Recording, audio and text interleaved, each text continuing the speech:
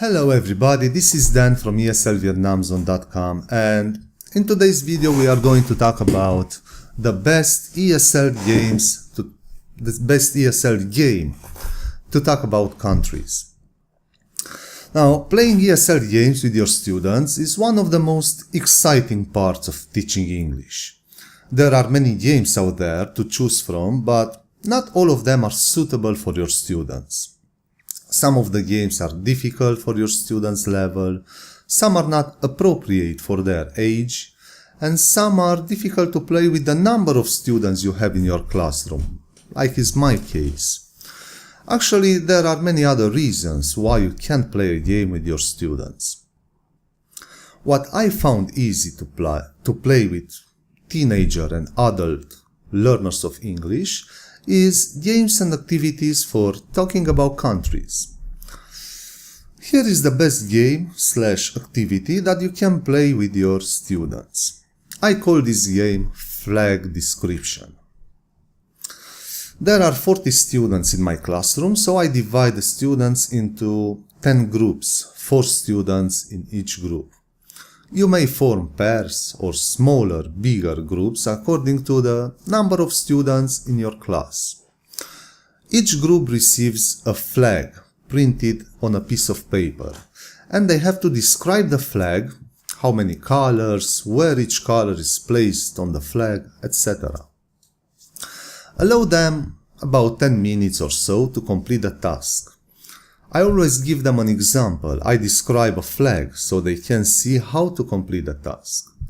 Then have one student from each group to describe their flag in front of the class. The other groups have to guess what country the student is talking about. The group that guesses the country receives a point, then presents their flag. The game continues until all the flags are presented. If your students are not beginners, then you may want to continue the game. Ask each group to write 5 facts, 5 full sentences written correctly, about the country they just described, its flag. These facts can be location, the continent, population, area, the capital city, flag colors, etc. For example, the teacher can write this information on the board, like this: Vietnam, red, Asia, Hanoi, 90 million, and 330,000 square kilometers. I always give this information to my students since none of them know such things about many countries. The challenge is to put all this information into full sentences written correctly. You can even make a table on the board and have the students compare the countries using comparatives and superlatives.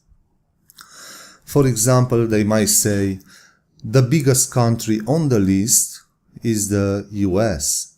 The smallest country on the list is Romania.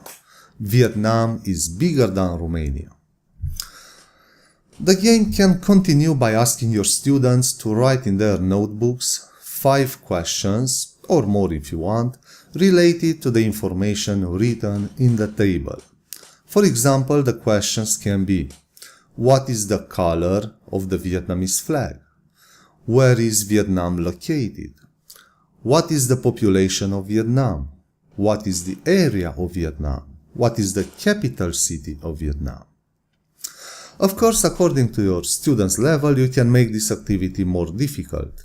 But anyway, they can practice asking questions and answer them. You can also ask them to write a short paragraph about the assigned country, then present it in front of the class.